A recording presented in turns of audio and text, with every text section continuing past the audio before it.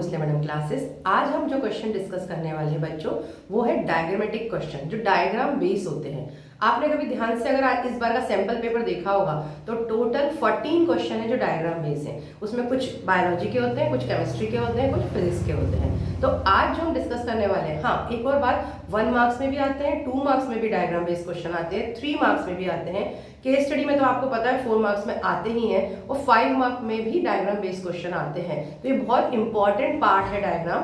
तो आज जो हम देखने वाले हैं, बुक में आपके मैं लाइफ प्रोसेस चैप्टर में से दिखाऊंगी कौन कौन से डायग्राम इंपॉर्टेंस है, और एनसीईआरटी का सारे डायग्राम देख डालिए, एटलीस्ट देख के जाइए तो गलती होने के चांसेस कम है। तो आइए हम सबसे पहला डायग्राम है लाइफ प्रोसेस चैप्टर का, क्रॉस सेक्शन ऑफ लीफ। अब इसमें देखिए, आपको पता है कि जो मोस्टली स्टोमेटा होते हैं वो लीफ के नीचे के साइड में होते हैं। तो ये गार्ड सेल, स्टोमेटा, ये एयर स्पेस, यहाँ पे क्लोरोप्लास्ट है और ये एपिडर्मल लेयर है। और यहाँ इसको एक्चुअली पूछा जाता है फोटोसिंथेटिक टिश्यू या मेसोफिल। तो आपको पता है बेटा, ये जो जितना पार्ट है इसको मेसोफिल बोला जाता है, ठीक है।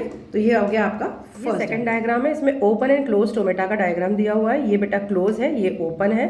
और इसके अंदर मोस्टली 1 मार्क में पूछा जाता है कि इन सेल्स को क्या बोलते हैं जो स्टोमेटा को कवर करते हैं। तो इनको गार्ड सेल बोला जाता है। इसमें क्लोरोप्लास्ट भी होता है, राइट। तो इस तरह से इसका 1 मार्क के क्वेश्चन में आता है। ये थर्ड आपका डायग्राम है। इसमें आपको दिखाया गया न्यूट्रिशन इन अमीबा, किस तरह से अमीबा स्यूडोपोडिया बनाता है और फूड को एनगल्फ करता है और थ्रू द वैक्यूल वो डाइजेस्ट करता है। तो इस क्वेश्चन को वो अमीबा डायरेक्टली भी पूछते हैं और यूनिसेलुलर ऑर्गेनिज्म में कैसे फूड डाइजेस्ट होता है ये भी पूछ लिया जाता है। और इस प्रोसेस को बेटा याद रखिएगा, फेगोसाइटोसिस बोला जाता है। ह्यूमन एलिमेंट्री कैनाल का आजकल डायग्राम बनाने कम आते हैं बेटा, सिर्फ लेबल करने आते हैं। तो लेबल याद से करिएगा कि माउथ है, या तो वो आपको नंबरिंग दे देंगे कि इस नंबर को बताइए यहाँ क्या होता है। तो ये ओसोफेगस या ईसोफेगस बोलते हैं। स्टमक है, मेनली इसको याद रखिएगा, पैनक्रियाज स्टमक के नीचे होती है। बहुत बार बच्चे इसको पैनक्रियाज लिख के आ जाते हैं। ये लिवर है बेटा, ये पैनक्रियाज है। स्टमक है, small intestine, large intestine, sometime appendix भी पूछ लिया जाता है कहाँ होता है।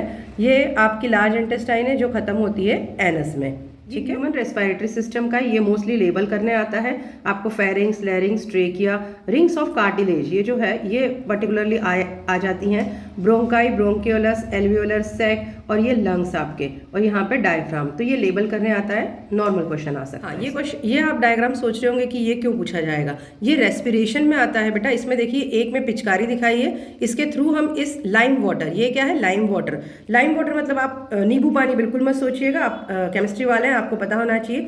कैल्शियम हाइड्रोक्साइड लाइम वाटर होता है। इसमें अगर हम एयर पास करेंगे और दूसरे इसमें हम एयर पास कर रहे हैं एक स्ट्रॉ से और मुंह से पास कर रहे हैं, इसका मतलब क्या हुआ, हम एक्सेल कर रहे हैं। हम इनहेल जब करते हैं बेटा और जब एक्सेल करते हैं हम लिखते हैं CO2 होता है। तो ये चेक करने के लिए क्या एक्सेल हमारी जो होती है, एक्सेल जो हम एयर करते हैं उसमें CO2 होता है क्या। तो लाइम वाटर की रिएक्शन आपको पता है, CaOH ट्वाइस अगर CO2 से रिएक्ट करता है तो CaCO3 बनती है जो कि व्हाइट कलर का होता है। तो ये लाइम वाटर कैसा हो जाता है, मिल्की हो जाता है। तो इसके लिए हम ये वाला प्रैक्टिकल करते हैं और ये डायग्राम से पूछ लेते हैं ये लाइम वाटर मतलब क्या होता है, या इसमें कौन सा PPT बनेगा, या मिल्की क्यों हुआ, ये पूछ लेते हैं। तो इस तरह का ये क्वेश्चन भी आता है। ये बहुत इंपॉर्टेंट है, ये भी रेस्पिरेशन का है। Breakdown of glucose by various method है। तो आपने पहले देखा होगा यहाँ पे ग्लूकोज है, ग्लूकोज 6 कार्बन होती है, वो 3 कार्बन पायरुवेट में ब्रेक होती है, 2 मॉलिक्यूल ऑफ पायरुवेट बनते हैं। ये प्रोसेस बेटा होती है आपकी साइटोप्लाज्म में। तो इस वाले फ्लो चार्ट को या तो डायरेक्टली बनाने को बोलते हैं या इसमें से कुछ टर्म मिस कर देते हैं और वो आपको लिखनी पड़ती है। जैसे एब्सेंस ऑफ ऑक्सीजन में क्या हो रहा है, लैक ऑफ ऑक्सीजन में क्या हो रहा है, या प्रेजेंस ऑफ ऑक्सीजन में कौन सी प्रोसेस होती है, या इसमें कितने ATP फॉर्म होते हैं। एब्सेंस ऑफ ऑक्सीजन में जब इथेनॉल और कार्बन डाइऑक्साइड बनता है तो 2 ATP जनरेट होते हैं, और आपके इसमें प्रेजेंस ऑफ ऑक्सीजन में 38 ATP जनरेट होते हैं। तो इस तरह से वो, या ये जो प्रोसेस है पूरी इसके बाद की माइटोकॉन्ड्रिया में होती है, ये साइटोप्लाज्म में होती है। ये क्वेश्चन पूछे जाते हैं। तो इसमें मोस्टली एट्रियम, वेंट्रिकल ये पूछ लिया जाता है। इसको लेबल करने ही आता है, बहुत कुछ अलग इसमें क्वेश्चन नहीं आता है। तो ध्यान से देख के जाइएगा और लेबल के जो है ये जो इनको लर्न करके जाइएगा, टर्म्स क्या क्या है। ये भी सर्कुलेटरी सिस्टम का ही है, पर ये बहुत इंपॉर्टेंट क्यों है, इसमें देखिए यहाँ से रेड दिख रहे हैं आपको, इधर आपको ब्लू दिख रही हैं। क्यों बेटा, हार्ट से जो भी ऑक्सीडेंटेड ब्लड निकलता है वो किस कलर का होता है, रेड। तो यहाँ वो पूछते क्या है कि ये जो रेड ब्लड है ये कौन लेके जाता है, एओर्टा या आर्टरीज हमेशा ऑक्सीडेंटेड ब्लड कैरी करती हैं।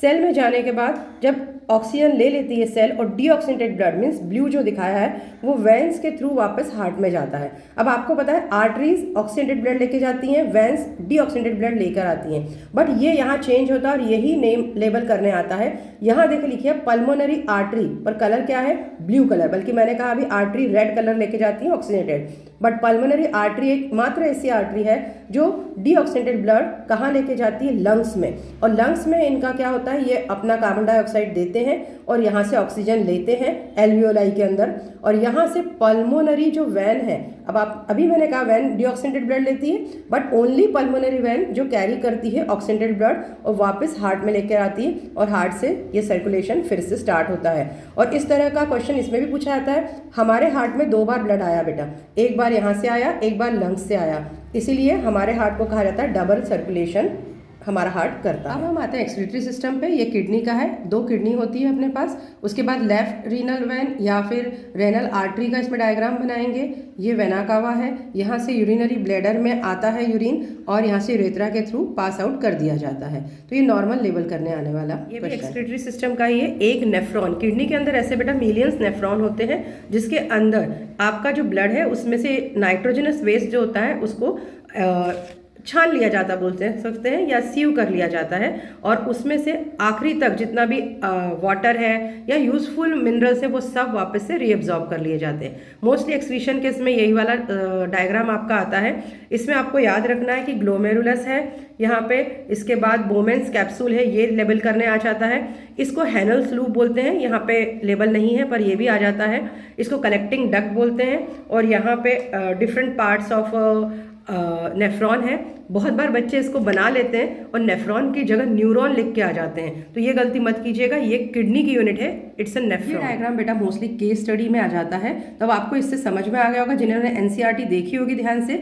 ये डायलिसिस मशीन है, हीमोडायलिसिस मशीन।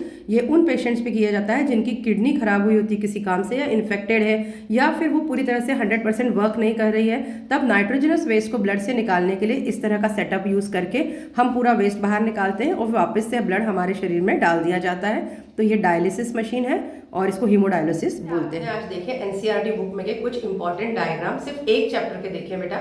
इस तरह से आपकी आप जाके बुक उठाइए और सारे डायग्राम चैप्टर 1 से लेके लास्ट चैप्टर तक देख डालिए और अच्छे से देखिए, क्योंकि पर्टिकुलरली आप रेगुलर वाले तो डायग्राम देख लेते हैं, पर जैसे मैंने आपको रेस्पिरेशन वाला दिखाया कि हम लाइम वाटर में ब्रीथ कर रहे हैं, इस टाइप के डायग्राम आप छोड़ देते हैं और उसी टाइप के डायग्राम वो पूछ लेते हैं। ठीक है, तो ध्यान से देखिएगा और इसकी प्रैक्टिस कीजिएगा। Thank you.